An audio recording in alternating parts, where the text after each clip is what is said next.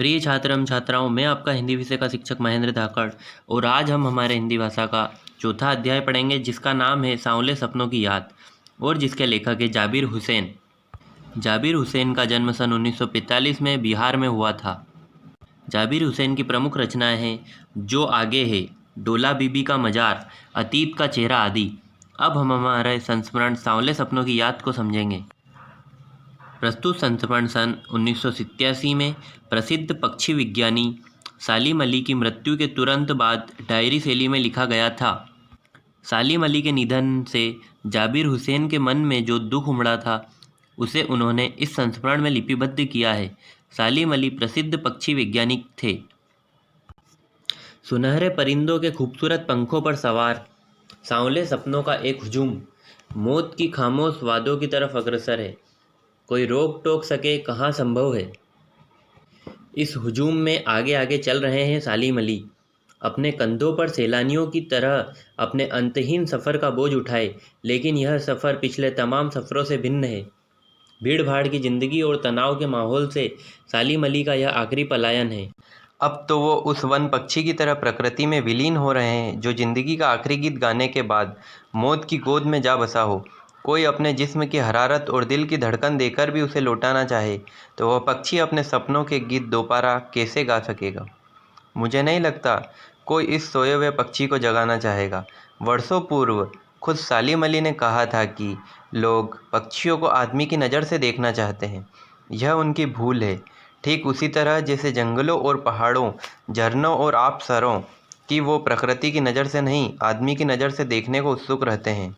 भला कोई आदमी अपने कान से पक्षियों की आवाज़ का मधुर संगीत सुनकर अपने भीतर रोमांच का सोता फूटता महसूस कर सकता है। एहसास की ऐसी ही एक उबड़ खाबड़ ज़मीन पर जन्मे मिथक का नाम है सालिम अली। पता नहीं इतिहास में कब कृष्ण ने वृंदावन में रासलीला रची थी और शौक गोपियों को अपनी शरारतों का निशाना बनाया था। कब माखन भरे भाड़े फोड़े थे, दूध छाली से अपने मुंह भरे थे। कब वाटिका में छोटे छोटे किंतु घने पेड़ों की छाह में विश्राम किया था। कब दिल की धड़कनों को एकदम से तेज करने वाले अंदाज में बंसी बजाई थी।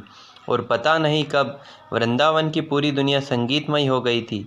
पता नहीं यह सब कब हुआ था, लेकिन कोई आज भी वृंदावन जाए तो नदी का सांवला पानी उसे पूरे घटनाक्रम की याद दिला देगा।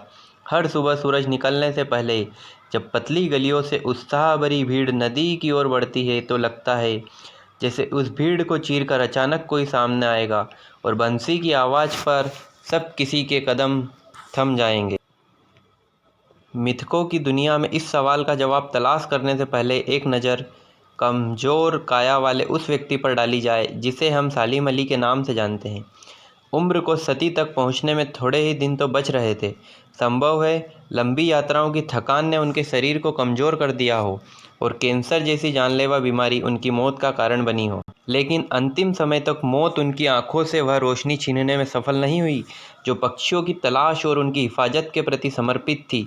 सालिम अली की आंखों पर चढ़ी दूरबीन उनकी मौत के बाद ही तो उतरी थी।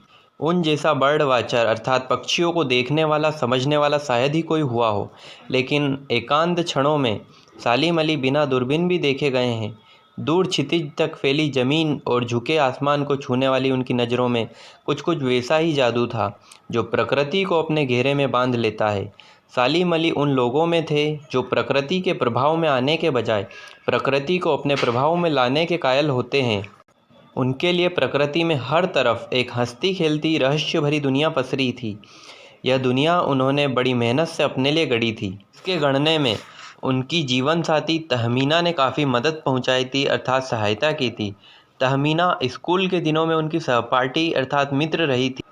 सालिम अली ने अपने रोमांचकारी अनुभवों को एक दिन केरल की साइलेंट वैली को रेगिस्तानी हवा के झोंके से बचाने का अनुरोध लेकर चौधरी चरण सिंह से मिले थे। वे प्रधानमंत्री थे। चौधरी साहब गांव की मिट्टी पर पड़ने वाली पानी की पहली बूंद का असर जानने वाले नेता थे। पर्यावरण के संभावित खतरों का जो चित्र सालिम अली ने उनके सामने रखा उसने उनकी आंखें नम कर दी थी। आज सालिम अली नहीं है, चौधरी साहब भी नहीं है। कौन बचा है जो अब सौंधी माटी पर उगी फसलों के बीच एक नए भारत की नींव रखने का संकल्प लेगा? कौन बचा है जो अब हिमालय और लद्दाख की बर्फीली ज़मीनों पर जीने वाले पक्षियों की वकालत करेगा? सालिम अली ने अपनी आत्मकथा का नाम रखा था फॉल ऑफ ए स्पैरो। मुझे याद आ गया, D.H. लॉरेंस की मौत के बाद लोगों ने उनकी पत्नी फ्रीडा लॉरेंस से अनुरोध किया कि वह अपने पति के बारे में कुछ लिखे। फ्रीडा चाहती तो ढेरों सारी बातें लॉरेंस के बारे में लिख सकती थी, लेकिन उसने कहा, मेरे लिए लॉरेंस के बारे में कुछ लिखना असंभव सा है। मुझे महसूस होता है मेरी छत पर बैठने वाली गोरैया लॉरेंस के बारे में ढेर सारी बातें जानती है, मुझसे भी ज़्यादा जानती है। वो सचमुच इतना खुला खुला और सादा दिल आदमी था। मुमकिन है लॉरेंस मेरी रगों में, मेरी हड्डियों में समाया हो, लेकिन मेरे लिए कितना कठिन है उसके बारे में अपने अनुभवों को शब्दों का जामा पहनाना। मुझे यकीन है मेरी छत पर बैठी गोरैया उसके बारे में और हम दोनों ही के बारे में मुझसे ज़्यादा जानकारी रखती है। जटिल प्राणियों के लिए सालिम अली हमेशा एक पहेली बने रहेंगे। बचपन के दिनों में उनकी एयरगन से घायल होकर गिरने वाली नीलेकंठ की वह गोरैया सारी जिंदगी उन्हें खोज के नए नए रास्तों की तरफ ले जाती रही। जिंदगी की ऊंचाइयों में उनका विश्वास एक क्षण के लिए भी डिगा नहीं। वो लॉरेंस की तरह नैसर्गिक जिंदगी का प्रतिरूप बन गए थे। सालिम अली प्रकृति की दुनिया में एक टापू बनने की बजाय अथाह सागर बनकर उभरे थे।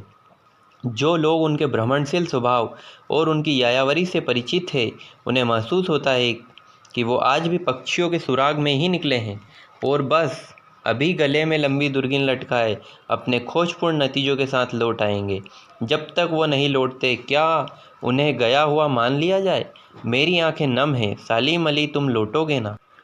लेखक जाबिर हुसैन हमें बता रहे हैं कि पर्यावरण के संबंधित खतरों का जो चित्र सालिम अली ने प्रस्तुत किया था, उसने तत्कालीन प्रधानमंत्री चौधरी चरण सिंह सहित सबकी आंखें नम कर दी थी।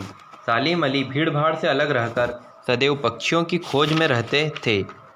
मृत्यु के समय वे भीड़ भाड़ से अंतिम बार विदाई ले रहे थे। वे पक्षी की भांति ही प्रकृति में विलीन हो रहे थे। लंबी उम्र के कारण सालिम अली अशक्त अवश्य हो चले थे, किंतु उनकी आंखें पक्षियों को अंत तक खोजती रही। अंत तक वे दूरबीन के साथ ही देखे गए। उनकी दृष्टि में प्रकृति में हर तरफ हंसती खेलती दुनिया फैली हुई थी। इस प्रकार हमारा अध्याय समाप्त होता है।